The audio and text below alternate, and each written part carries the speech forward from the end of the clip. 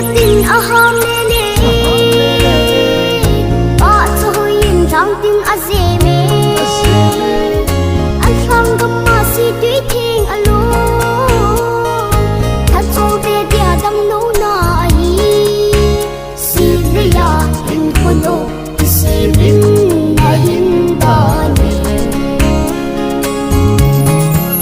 Kipana hinkho ajem'e Lhaset genthei jong Jesu nachan chung'a Boinu nunnom nahin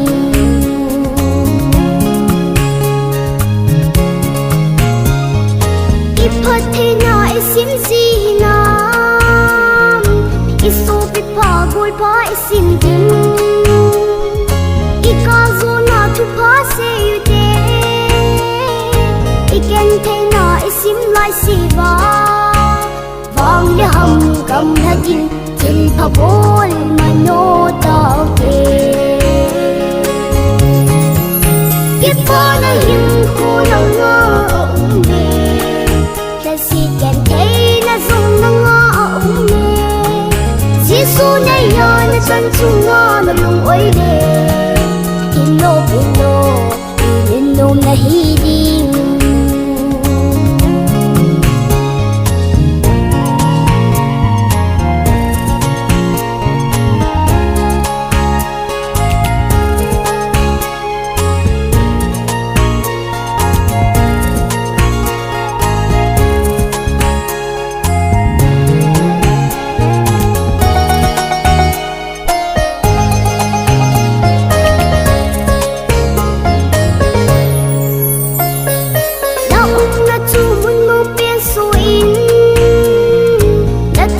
Jutin pi benin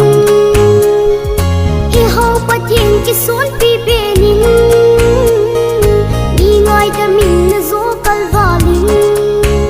pathena wycliffe sinselo nachan din Kipana hinkho ajem'e Lhaset genthei jong Jesu nachan chung'a hinkho